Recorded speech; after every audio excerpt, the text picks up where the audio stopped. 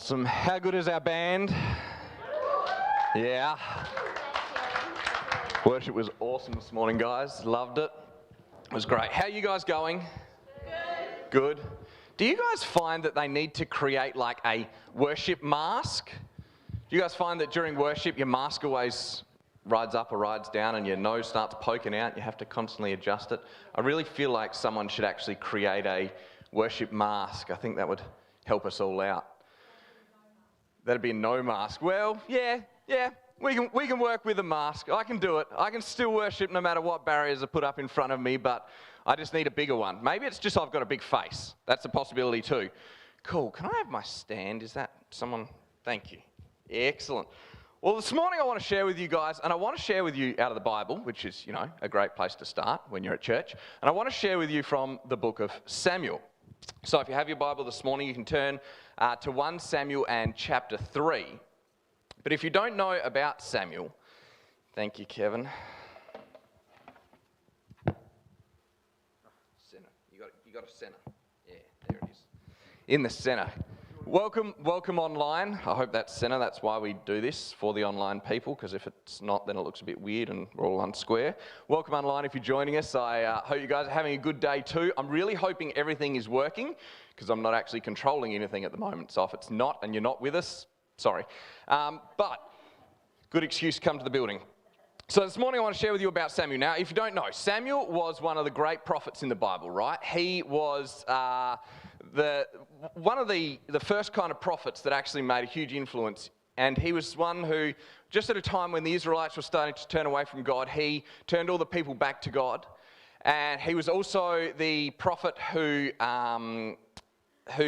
defeated the Philistines, right? He led the armies of God to defeat Philistines one time. And he was the one who anointed the very first king of Israel. He was the one who actually went before God and asked if it was okay for the king and then anointed a king. And he was also the prophet that anointed David to be king. We know about David. If you don't, it's all good. But he was the one who anointed David to be king. Now, that was everything extra that he did, on top of the fact that he was also a prophet and delivered hundreds of God's words to God's people daily. He was the judge over Israel. That was who Samuel was. That was his later life. But before all of that, Samuel was the son of a woman named Hannah. Now, Hannah, if you know the story, Hannah was unable to have children. And for years and years, she couldn't have children. And one day she got so desperate that she begged God, give me a child, God, give me a child, please. And God granted her wish. He gave her a child. She had the baby, and she was so grateful that she gave Samuel back to God. She dedicated him back to God to serve in the temple. So basically, she brought him to church one day, and then she left without him. Now, before any of you get any ideas, that's not really how we do things anymore. Okay, they are your kids. You take all of your kids home with you. We will notice if there is one missing. Yes, you can't just leave them here, as tempting as it may be. Okay? Talking to you, Jody. So Samuel grew up in the church, right? And he was serving the lead pastor of the day, a man named Eli. And this is where we pick it up in the Bible, in the book of 1 Samuel chapter 3. And it's titled, The Lord Speaks to Samuel, right? And it says, Meanwhile, the boy Samuel served the Lord by assisting Eli. Now, in those days, a message from the Lord was very rare. Visions were quite uncommon. One night, Eli, who was almost blind by now, had gone to bed. The lamp of God had not yet gone out, and Samuel was sleeping in the tabernacle near the Ark of God. Suddenly, the Lord called out, Samuel! Yes, Samuel replied, what is it? And he got up and ran to Eli. Here I am. Did you call me? I didn't call you, Eli replied. Go back to bed. So he did. Then the Lord called out again, Samuel! Again, Samuel got up and went to Eli. Here I am. Did you call me? I didn't call you, my son, Eli said. Go back to bed. Samuel did not yet know the Lord, because he had never had a message from the Lord before. So the Lord called a third time. And once more Samuel got up and he went to Eli. Here I am. Did you call me? Then Eli realized that it was the Lord who was calling the boy. So he said to Samuel, Go and lie down. And if someone calls again, say, Speak, Lord, your servant is listening. So Samuel went back to bed. And the Lord came and called as before, Samuel, Samuel. And Samuel replied, "Speak, Lord, your servant is listening." And so God gave Samuel the first of many, many messages, many words that he would speak to him over the course of Samuel's life. In our family, we particularly love this Bible story. We read the kids' Bible app most nights before we go to bed. And this is one of the favourites. And it could possibly be because of the voices I use when I'm describing Eli telling Samuel to get back to bed. And it could be possibly because there is some PTSD coming up within me about my own children going back to bed. So by the end of the story, I'm, go back to bed! I don't do that with my kids. Sorry. We're not recording or anything, are we? But my voice gets a little louder and more exasperated every single time I read this story because I'm just imagining what it would be like for Eli. And so by the time we're finished, I'm yelling and my kids are thinking this is great fun, not realising that it's actually bringing up issues in me. But I think we can all be glad that it was Eli back then and not Chris, because Eli had the wisdom to recognise God was speaking to Samuel and instruct him how to receive clearly from God. And that's why I actually like this passage, because there's so much in this passage for our lives today. It's so simple, and yet it's so practical. Have you ever had a time in your life where you're just not sure what the right answer is? What the way forward looks like? Possibly for some of you young guys, the students here, maybe it's about what classes you should take. Or for some of us, it's a work situation, or what job to get into, what career to take, how to deal with our children, what to do with your life, where do your giftings fit into the church. There are hundreds of questions that we're faced with each day, and sometimes there is actually just no clear answer. We try to picture the future and it just seems blurry or out of focus. And all of us has these situations that we go through at times in our life where we just really need a clarity or an answer for that situation to be able to see what we need to do. And if that's you here this morning, I believe that no matter who you are or what you came with today, that God actually wants to bring a real clarity to your life today. And if that's not you this morning, well, don't drift off just yet, because for a long, long time that wasn't me either, until it suddenly was me. And then it wasn't me again, and then it was me again. Because these things tend to just sneak up in our lives, and they appear so often. And if you're not seeking clarity now, you may well be soon. So don't fall asleep on me just yet. Because let's be honest, we're in a time in this world, right, where a lot of things are out of our control. There's so much going on, and things seem unclear or out of focus, maybe in a general world sense, or possibly for you it's more personal than that. Your life itself is what's confusing and not quite right. And you just can't get an entirely clear picture of where you're going and what's the best way forward.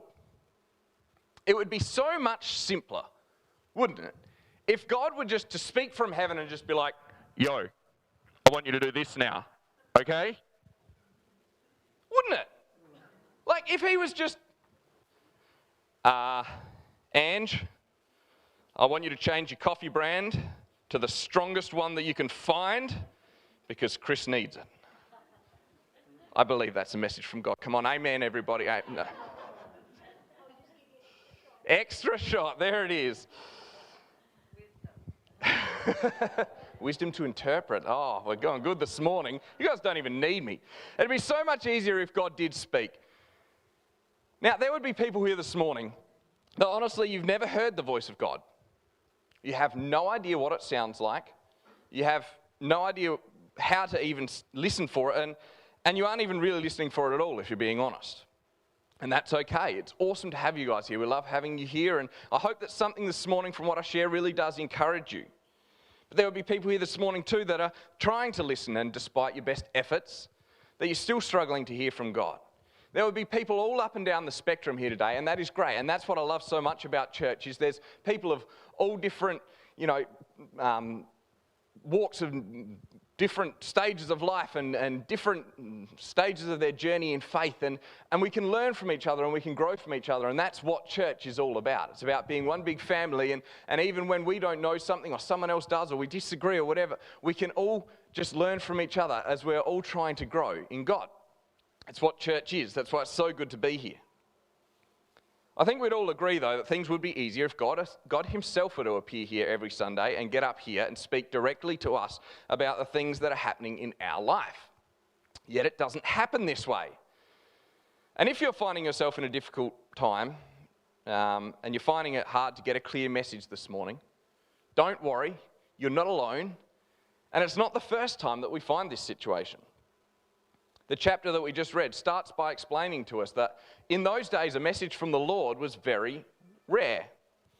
I love the Amplified version of that. It says, the word of the Lord was rare and precious in those days.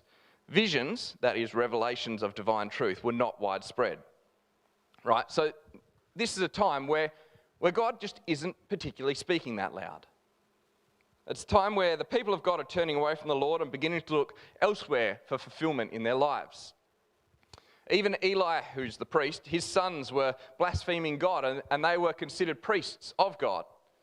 And yet, God had been silent for a long time. And you may be here this morning and you can possibly relate to that. Even though we know that God speaks to us and that we can have a relationship with him, meaning that we can communicate back and forth and we pray and we listen, and God doesn't always speak to us in an audible voice, but we can still hear him in our spirit, right? We know that. I believe that this is true. I've experienced it myself. I'm sure a lot of you have too. And yet, there are times in our lives where it seems like he's been silent for a long time. And there's so much other stuff going on in the world, isn't there? Everybody has an opinion about everything, and they can share that opinion with a whole lot more people because of social media and, devices, technology. All these things that are advancing our world are also creating more noise in our life. Everyone has an opinion. Everyone has access to whatever they want. Anyone can Google anything and come up with an answer. There's so much content. There's so much just white noise going on everywhere in our life. And it becomes harder to hear that still small voice clearly. And the clarity of the message that God is speaking to us gets lost so easily. And so while God speaks to us more often than in those days, actually hearing and interpreting his words correctly is becoming more and more difficult.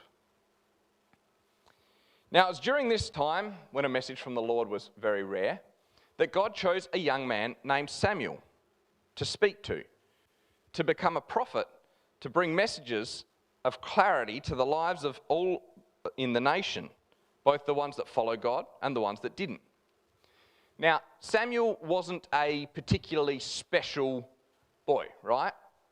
He didn't have a great lineage of pastors in his family or prophets or, he wasn't particularly important before this time. There was nothing exactly special about him. In fact, he was just a 12-year-old boy who'd been left to serve in the temple. Now, people who serve in the temple, it sounds like a great role sometimes, but often they're just there to, help the priest. They make the meals, they clean up, they, do all the scud work. So he's not even in this really spectacular role, if you're being honest. And yet, God chose to bring clarity to this man's life. And if he can do it for Samuel, he can do it for us. This morning, I honestly believe that some of you here are going to hear from God again, and that things are going to become more clear to you than ever before. Do you actually believe that that can happen this morning? There are at least a few people. Because you see, God has done it before, and if God has done it before, then he can do it again here this morning in your life. God is not silent in these days. I love it how the Bible actually specifically emphasizes the phrase, in those days, a message from the Lord was rare. Now, if it was in those days, that was meaning at the time that this was being written, a message from the Lord wasn't particularly rare. Now, we can feel like in our lives sometimes that a message from the Lord is particularly rare, and yet God says another in those days in the Bible, and that comes from Acts verse 2:17. It says, in the last days, God says, I will pour out my spirit upon all people. Your sons and daughters will prophesy, your young men will see visions, and your old men will dream dreams.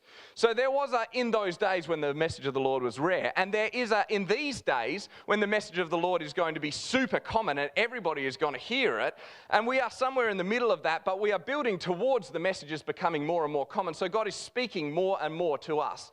so we can be sure that in these days, God can actually speak to us. In those days. Back in my day, when we wanted to go to the toilet during a TV show, we had to wait until the ad break. Yeah, ad break. Ad break? Anyone? No? And then you had to like sprint there and back just in time to be able to see it. And TikTok, that was something that your watch did, right? Back in those days.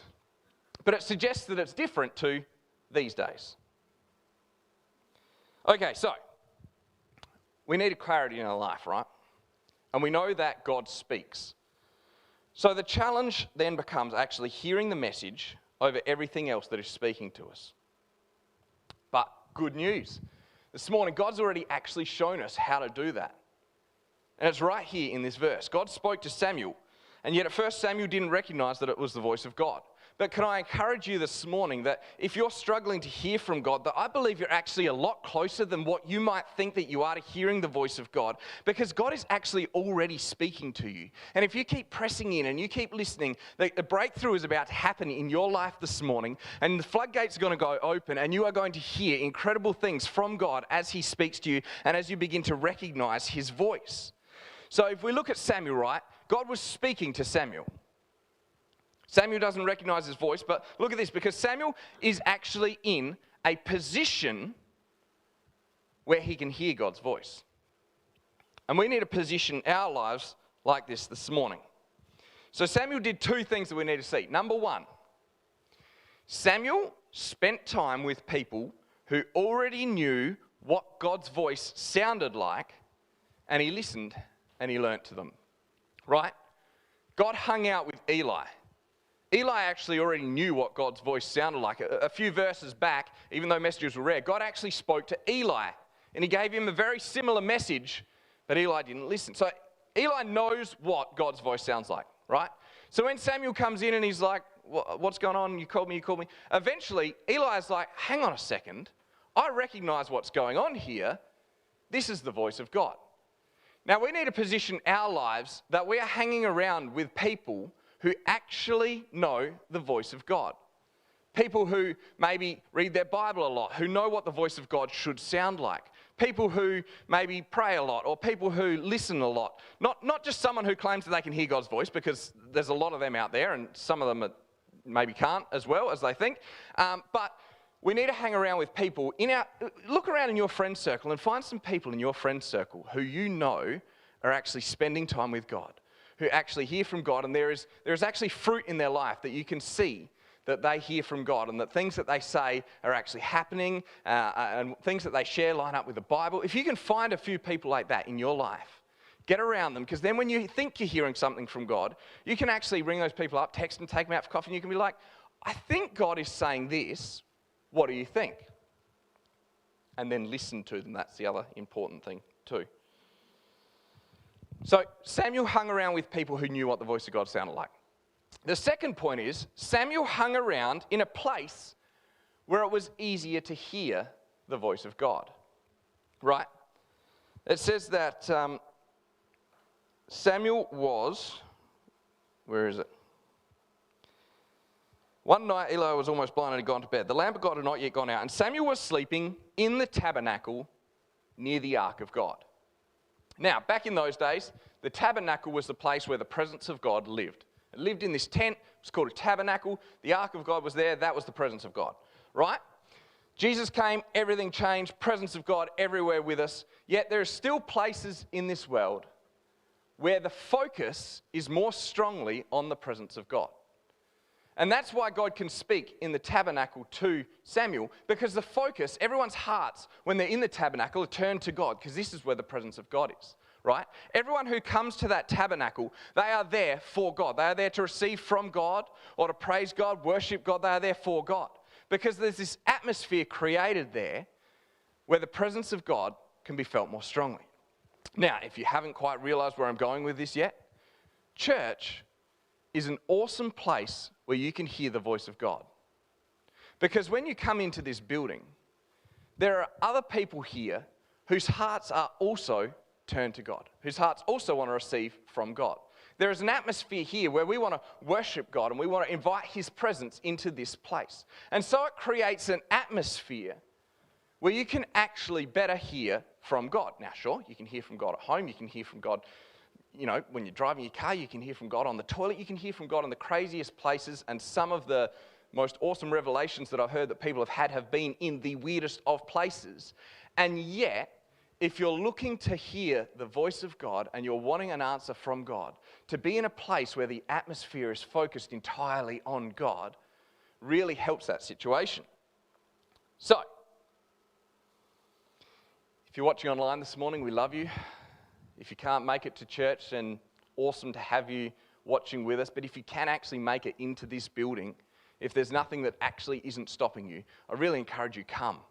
Be in the building, because there is something that changes here. There is such an incredible atmosphere that happens where God can move in such a powerful way, and it's awesome to be with us. Now, most of the times that I've had a significant encounter or a word or a change in my life have happened in a church atmosphere. Now, I encourage you to be here as often as you can, because the more you put yourself in that place, the more you put yourself in that environment, the more chances and opportunities God has to speak with you. In verse 19, it carries on in the story of Samuel, and it says, "As Samuel grew up, the Lord was with him, and everything that Samuel said proved to be reliable. And all the Israelites from Dan in the north to Beersheba in the south knew that Samuel was confirmed as a prophet of the Lord. The Lord continued to appear to Samuel at Shiloh and gave messages to Samuel there at the Tabernacle." Right? So even as Samuel's growing up, he's still getting back to this place where the message of the Lord is. And it was an awesome way for Samuel to learn what God's voice sounded like. And as he learned, and as the story goes on and the tabernacle no longer becomes available, we'll get to that in a second, but then God could actually speak to him anywhere because he was tuned to the voice of God and he knew what God's voice sounded like. Samuel heard so clearly the voice of God, right? He knew what his calling was, knew what it was that he was to do with his life. However, if we then go to the chapters that follow, right, chaos then ensues in Samuel's life.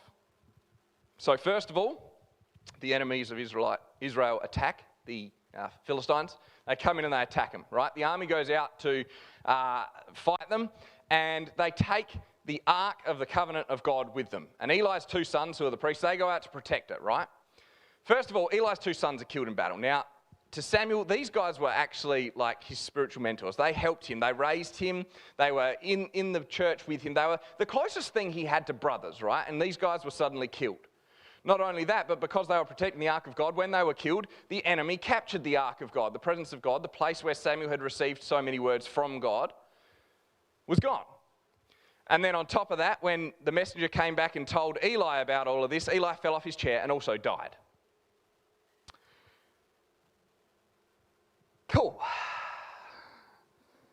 So in the space of like 3 sentences, this young man's life and his whole spiritual support structure was completely gone.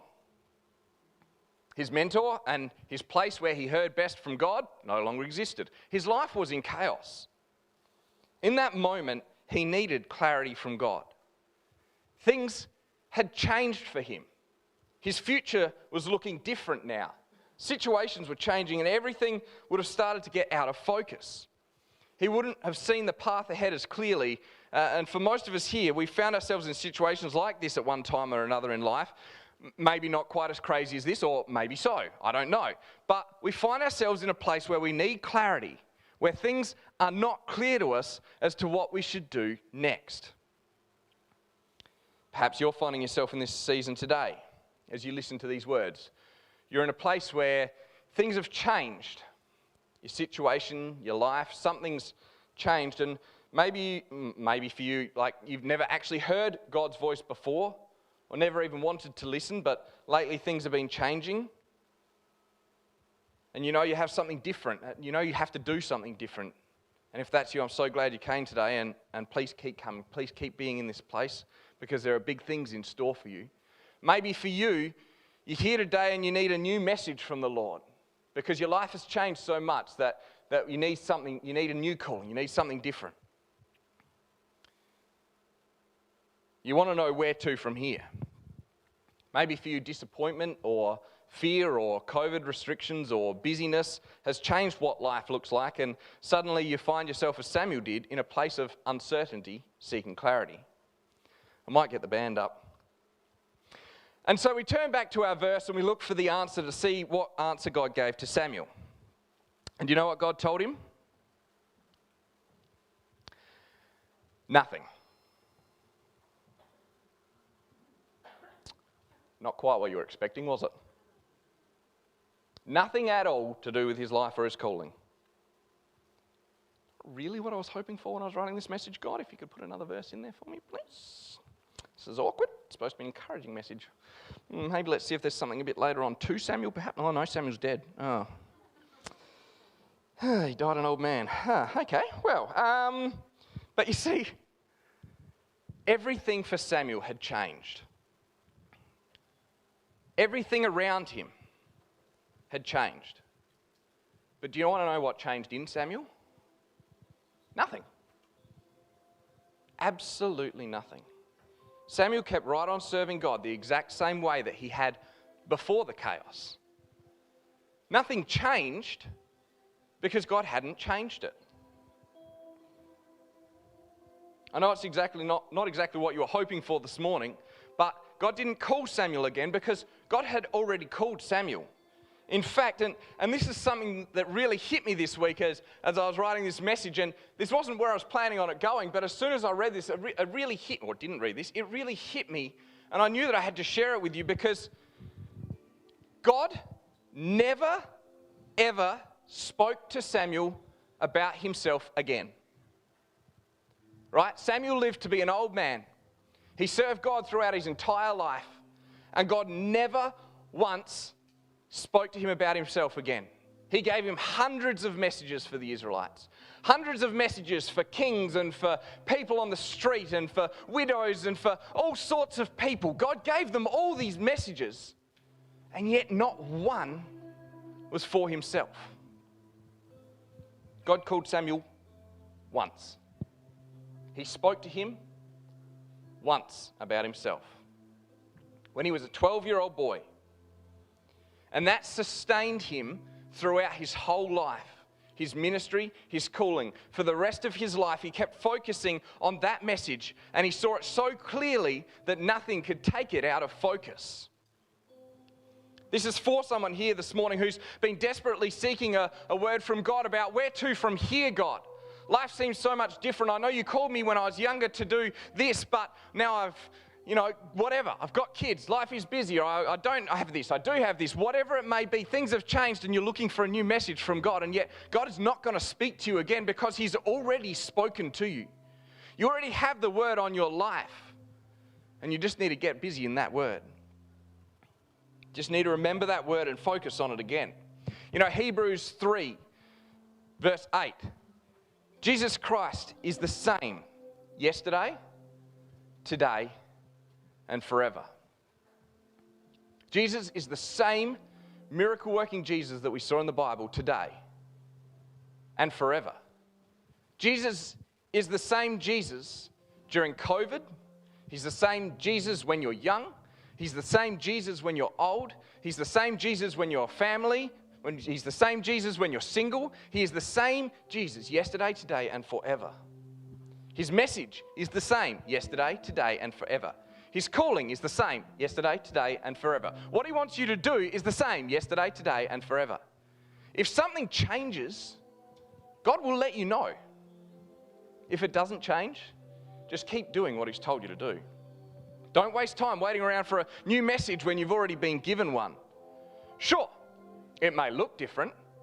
20 odd years ago, I received a calling on my life, and I knew that God had called me to serve and to lead people.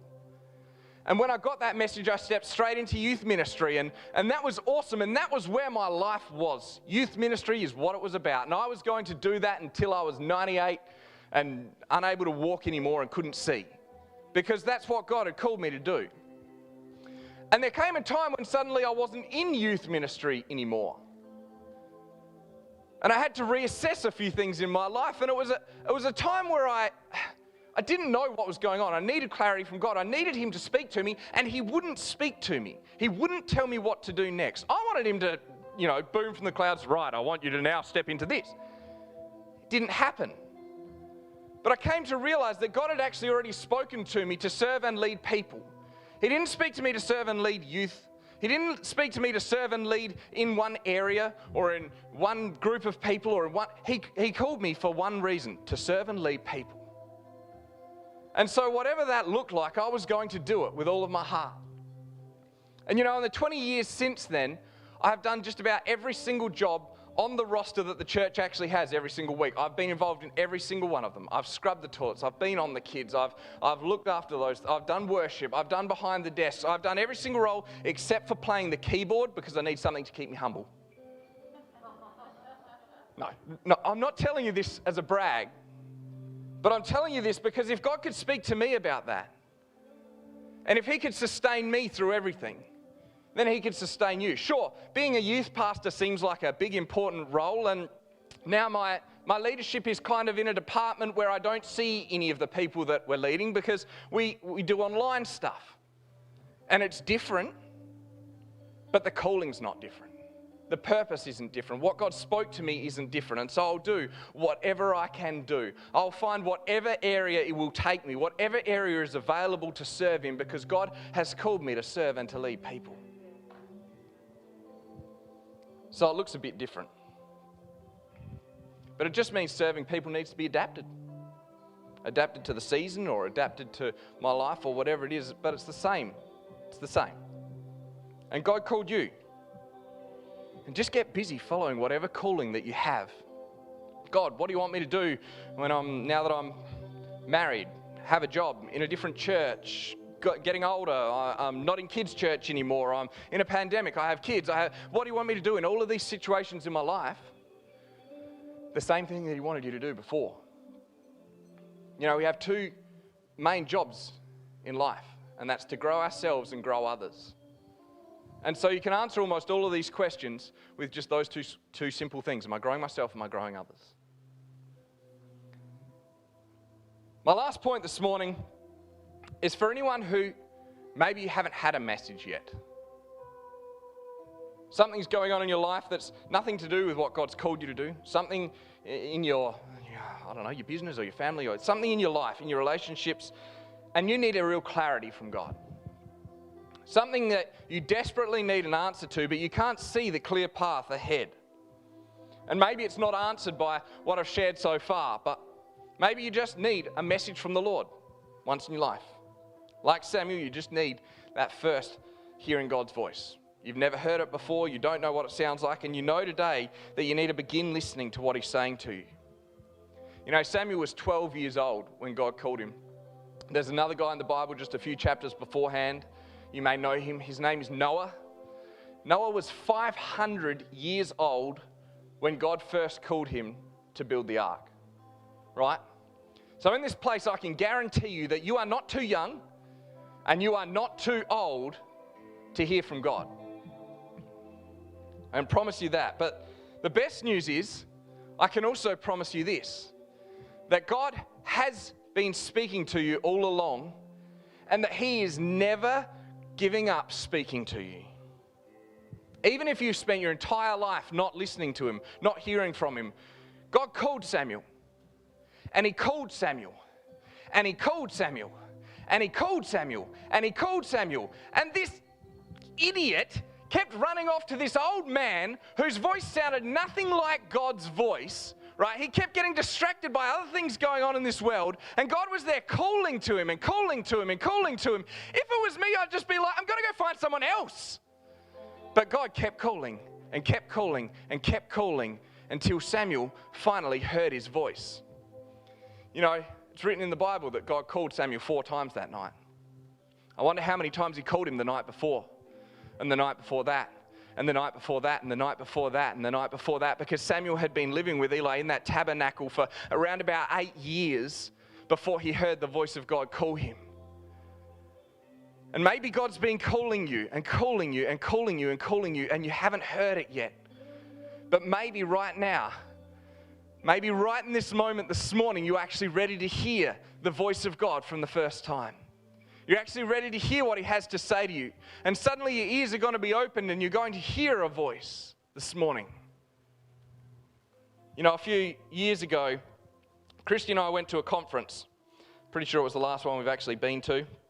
And they had these little postcards that they put on every seat when we came to the conference one night. And what it was, these postcards, their team had prayed over each card. And then they'd written a message on those cards, and they prayed and they placed it on a seat, believing that the person who sat there, that message would be for that person. And it was an awesome idea, I remember it. And as we sat down and they explained what these cards were for, and Christy read hers, and there was like tears, and there was joy, and there was happiness, and the Spirit of God was there in that place, and the bright light shone, and it spoke to her so much. And I picked mine up all excited. And I read it. And I suddenly realized I was sitting in the wrong seat. God had planned this for someone else, and I had stepped in and sat in someone else's seat. And I started looking around for the other person who was looking around so we could swap. But there was nothing in that postcard that spoke to me. Nothing at all. It didn't have a thing to do with my life.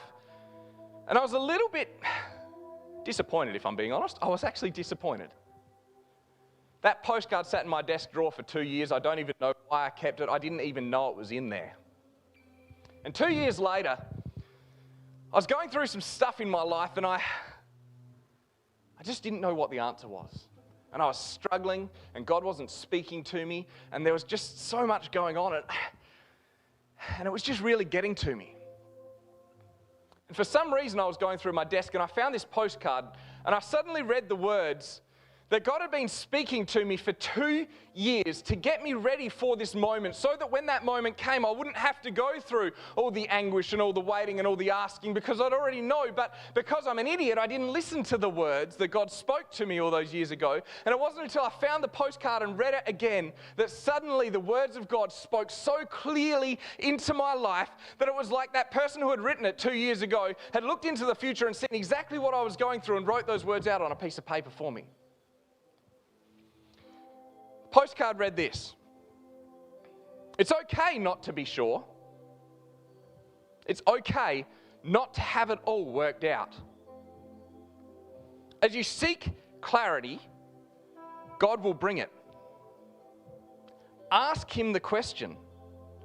He has an answer for you. You know, in that moment, it hit me, and things began to change for me. And this morning, it's okay for you not to be sure. It's okay if you don't have it all figured out. It's okay if you've been a Christian for years and you still haven't heard the voice of God. It's okay if you've been seeking Him and you don't know what the right answer is. It's all right. As you begin to seek God, as you spend time in His presence, as you wait on Him, He will begin to speak to you. Whether that just be to remind you of the message He's already spoken, or whether that be a new word for you today. You can ask Him any question, and He will answer it. So this morning, ask your questions. Seek Him. As we've been talking about, He's been talking to you all along. And now I believe you're ready to hear what He has to say in this place. You know, I'm just going to get the band to play for a few minutes, and we're just going to spend some time with God, just seeking Him in this place. Just being in His presence, being in a place where the atmosphere is just directed towards Him. And I believe He is going to begin to speak to some people. You know, if you need prayer this morning, you can come down the front and you can receive from it. But God can speak to you right where you are in your seat. He can speak to you in this moment, just like He spoke to Samuel. He can speak to you about what is going on in your life, what is coming up in your life, anything that's going on. So right now, as we begin to worship, why don't you just spend some time with Him, seek Him, ask Him the questions, and He will be there to give you clarity.